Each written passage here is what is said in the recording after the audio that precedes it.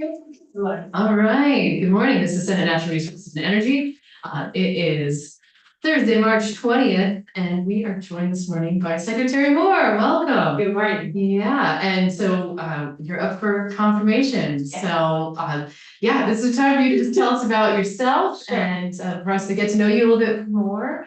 So yeah, I'll turn it over to you. Okay, excellent. Thank you. For the record, Julie Moore, Secretary of Natural Resources. I have been in this role for just over 8 years at this point, but this is not the only time I have worked at the Agency of Natural Resources. I also worked at ANR from 2004 to 2011 in a couple different capacities. I started as a regulatory review analyst, and so that meant I was looking at projects going through Act 250 and Section 248, identifying issues that cut across the work of the agency that might intersect, for example, Fish and Wildlife and DEC's work, drafting comments and participating in those processes. And that gave me this unique opportunity, I think, to see kind of the breadth of the work of ANR. In a way, a lot of other folks don't have a chance to, where they're pretty into their niche area of expertise. Then in 2007 was given the opportunity to lead what was then called the Clean and Clear program and is now the Clean Water Initiative program. This is before the TMDL had been appealed, and so we were working under 2002 TMDL for Lake Champlain, and my focus was all on reducing phosphorus pollution into our Great Lake. And did that work for about 4.5 years before I was offered the opportunity to go over to Stone Environmental, which is a Montpelier-based consulting firm. I led their water resources management group during that time, and we did a bunch of projects related to ag water quality, stormwater management, and on-site wastewater.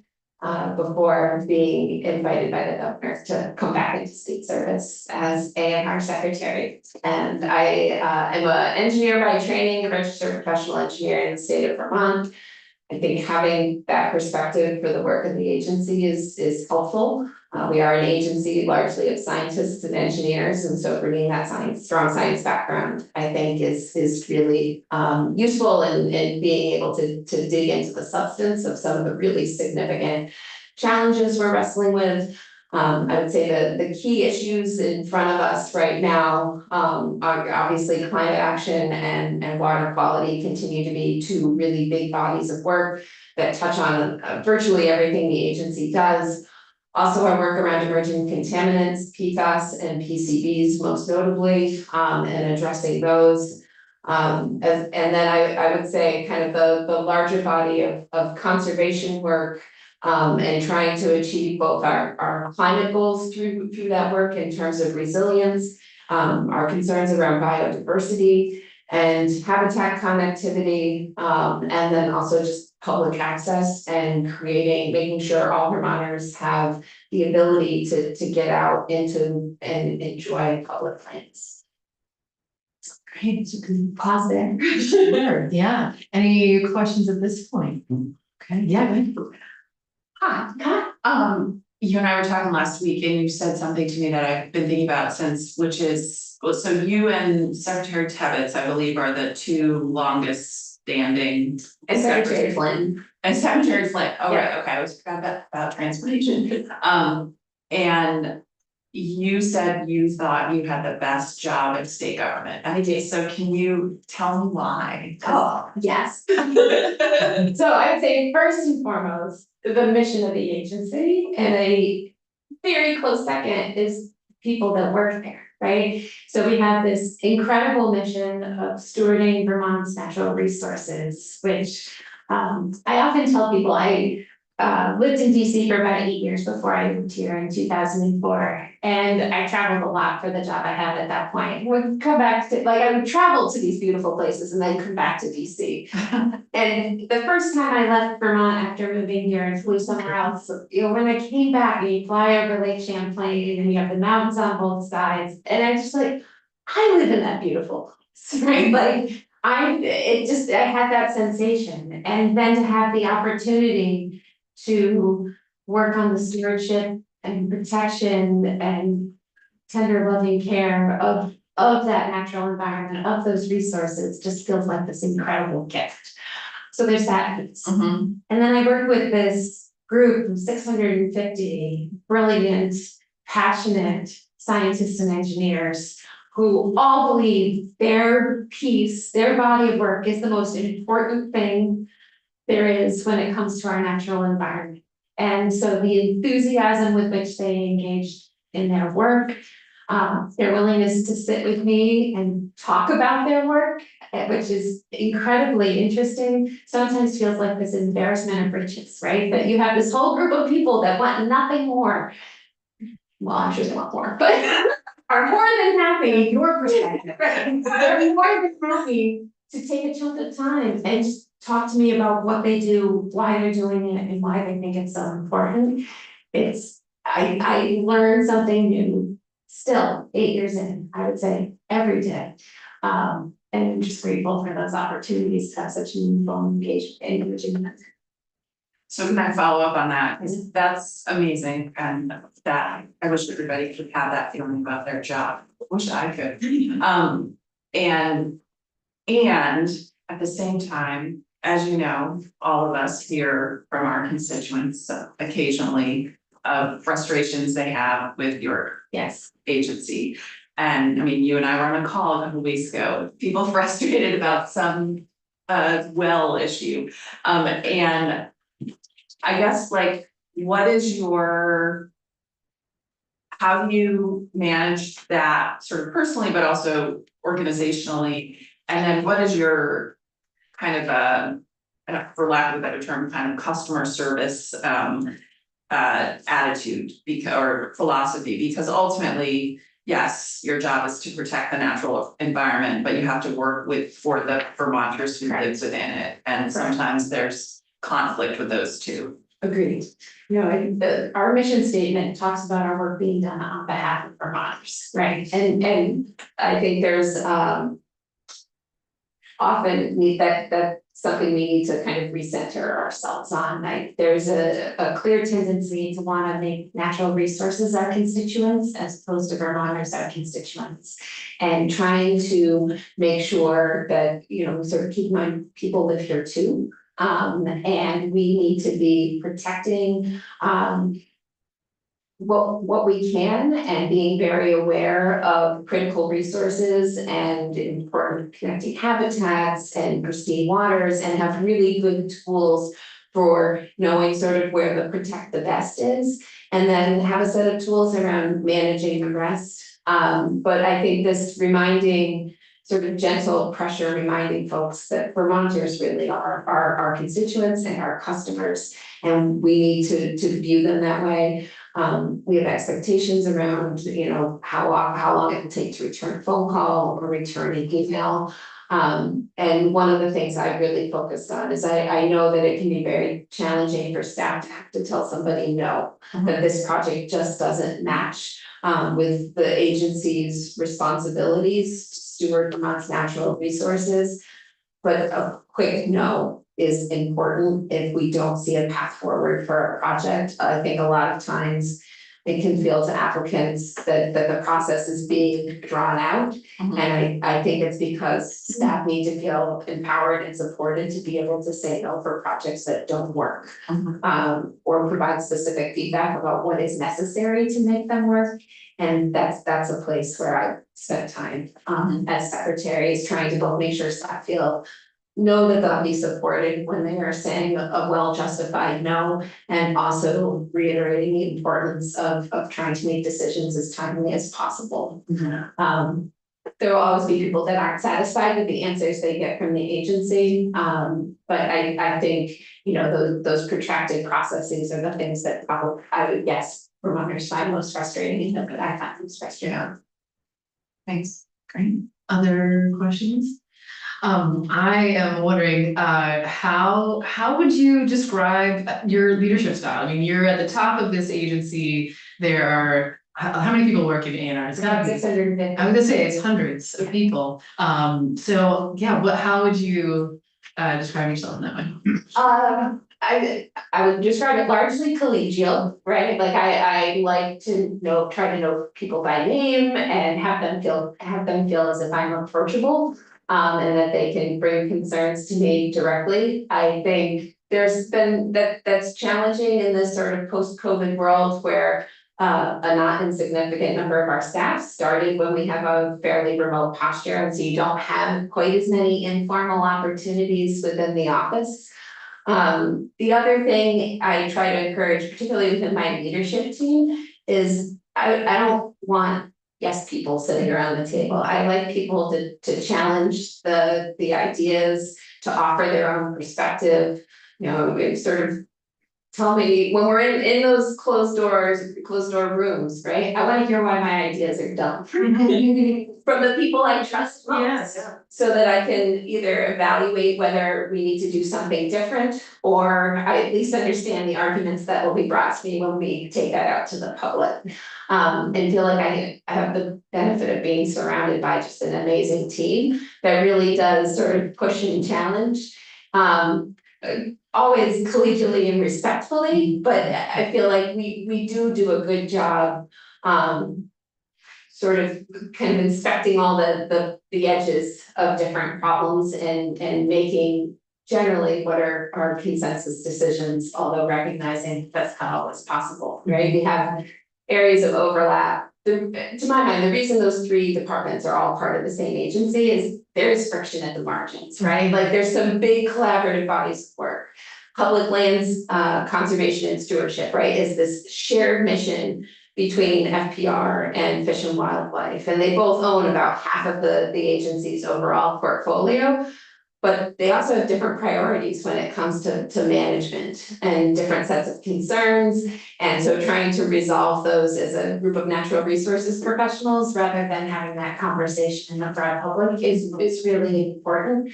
And I feel like I have a team that is capable of doing that work. That's great. You had mentioned 4 areas that are just big topics for you all. I'm wondering if that also translates to the work that you see as the most important going forward. Like what is in the future for A&R? I mean, you had mentioned climate action, water quality, emerging contaminants, conservation. Yes. Is that it? Is that a fair translation, or are there other things that you feel like are important and on the radar? I would say infrastructure may underpin a bunch of those and has a bunch of different facets. The agency owns several $1 billion worth of stuff. Between fish hatcheries and flood control dams and state parks and access areas, right? We have an inordinate amount of stuff. I don't think we are making sufficient investments in the ongoing maintenance of that work. That said, we do a lot of our management through spreadsheets and in silos. And so one of the things we've been talking about is how we can get to a more comprehensive asset management system for that stuff. I think there's a similar set of infrastructure related concerns, not just in stuff we own, but in the stuff we regulate, and in particular drinking water and wastewater systems. Many of those systems are reaching the ends of their useful life, requiring significant investments. You don't need to look any further than several of those big bond initiatives. Middlebury and Burlington come immediately to mind that passed at town meeting. And they are by no way unique. Like I think we're going to see a lot of those types of projects in the years ahead. And how we do that reinvestment in a way that keeps user rates affordable is going to be really important. So I would say those 4 areas are much of how I spend my days, but then that cross-cutting infrastructure piece and making sure we understand and anticipate the needs of the things we own, and then are putting in place financial tools to help communities with the things that they own, but we oversee. That's super interesting. How are you approaching that question about infrastructure? So we've had the benefit of having a lot of money in this space in the last several years. Just prior to COVID, I had worked with Peter Walk when he was DEC commissioner, and we had come up with a rough estimate of the investment required for the next 10 years in water infrastructure. Mhm. And it worked out to be about $2 billion. Excuse me, 20 years, $2 billion.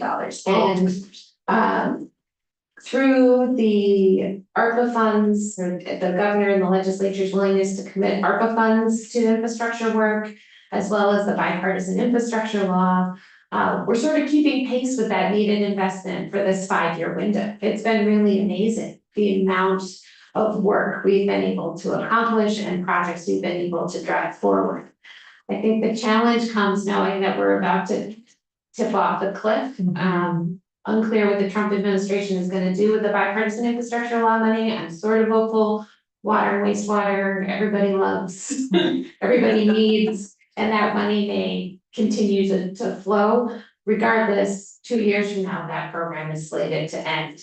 And so it's doubled, if not tripled, our rate of investment during this 5-year window, which means we've got a long time yet to come where we need more investment than we were making annually historically, and won't have these full federal resources. A lot of these are revolving loans, so they will get paid back in over time and can be put back out. But I don't think it won't fully meet the need.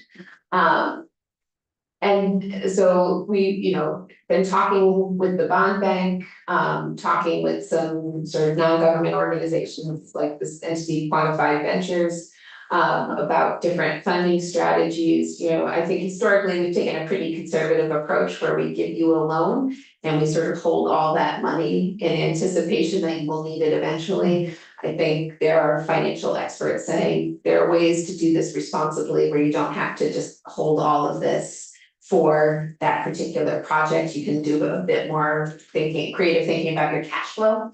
And I think that's a place we're gonna have to go because we know that those needs exist.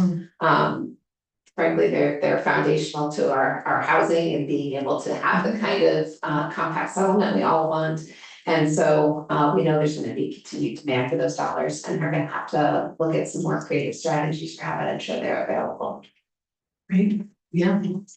Thank you. Yes, go ahead. So I'm new at this committee, but I do have some experience, worked for Fish and Wildlife for a while. And I like to be a team player. So do you have a vision statement for your agency? We do. And does that kind of does it interface with this strategic plan for the governor? And how can I get access to that? So I am happy to share with you our vision statement, but it's essentially the stewardship and management of Vermont's natural resources for Vermonters, but better words. Okay. And I can get that to you. And it does interface with I would say the governor's strategic plan. We worked on it a couple of different times and looked for those areas of alignment, but in terms of growing the economy, I would say clearly, the work we do around water and wastewater infrastructure is foundational to economic growth. I would also offer that outdoor recreation is a huge driver of Vermont's economy, and we are a holder of a lot of outdoor recreation assets. So there are two big places we intersect there. In terms of keeping Vermont more affordable, that one's a little bit more challenging in the A&R space, but certainly protecting the most vulnerable. I think ensuring clean water, clean air that is available to all Vermonters is sort of, again, a foundational component work the agency takes very seriously, and is a strong intersection of the governor's priorities. So if you had a report card, what would you give yourself for a grade? Well, I mean, I know you've got quite a nice 650 employees and all the responsibilities that you have. Yeah. I don't envy you at all. You're kind of the tip of the spear, the top of the pyramid. But well, and Vermonters are so passionate about our work. I try. I guess I would say, to answer your first question, I think I'd give myself a B+. Because I know there's room for improvement. I know I have grown significantly over the last 8 years in doing this job, and can sort of reflect back on 2017 Julie And no, I wouldn't have been able to do some of the things I'm doing right now. So I'd like to believe there's still a continued opportunity for that kind of growth and improvement. You know, Vermonters engaged regularly and deeply with the work of the agency. And one of the things I try to say to staff is, I get that sometimes it's hard, right? We're not able to meet everyone's expectations and people get angry and disappointed and all those things. I try to say like, I maintain the perspective, it would be worse if no one cared. Right? Like that's evidence of a passion about the work. And I get that it's hard when people are angry or disappointed about a decision you've made.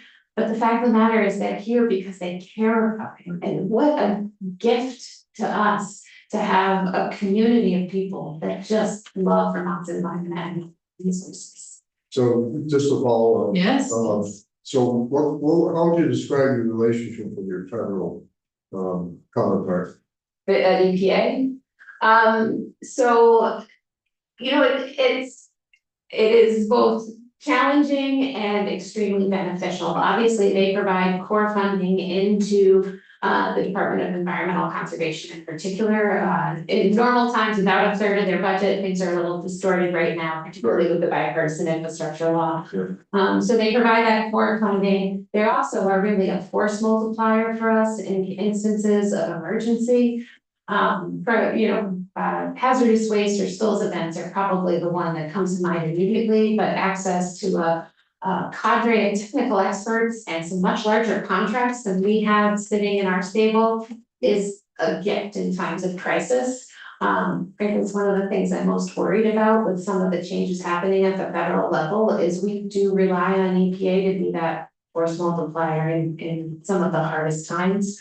There's also kind of we talk about cooperative federalism, but at times it is a little bit of a parent-child relationship where they're scolding and pushing and challenging us to do better. I think by and large, it is a pretty collaborative relationship. We both work hard to maintain that. I would say spending time with my counterparts in other states, I think Region 1, which is the EPA office out of Boston, has a much more open and conversational, I don't know, as opposed to adversarial relationship with its states than it may be in other parts of the country.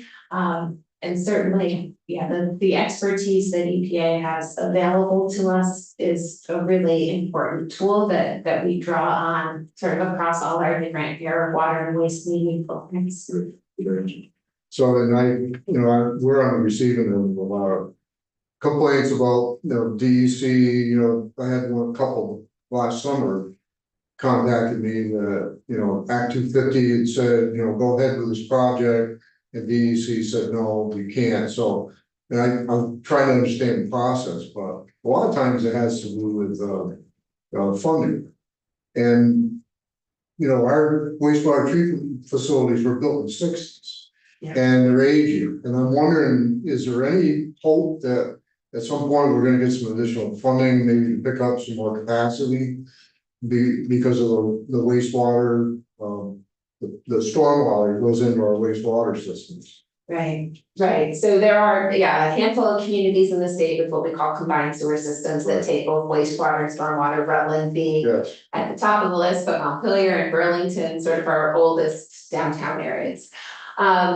We have worked with each of those communities to develop a sort of site-specific, what we call long-term control plan, but it's a long-term strategy, recognizing that work will have to be done over a period of time. In terms of funding, we do rely pretty heavily on the federal government. The state revolving fund loan program, each year we get the opportunity to pull down $4 federal dollars for $1 state dollar. We try to maximize those opportunities. Under the bipartisan infrastructure law, that's why there's this $14.5 million right now in a reserve account to allow us to have that matched, pull down those remaining federal dollars. I would I believe the statistic, and I will look at it and get back to you, that Eric Black, who runs our engineering team, had given me at one point is. There has been or will be, under the bipartisan infrastructure law, more money invested in water infrastructure in this 5-year window than in the preceding 30 years. Like it is incredible the amount of resources made available. Some of it's very targeted, right? Like we received funding for lead service line assessment and replacement, so it wasn't available for us to use for any water system project. It had to go to lead service lines. But there's also been really significant amounts of just flexible funding into the water infrastructure space.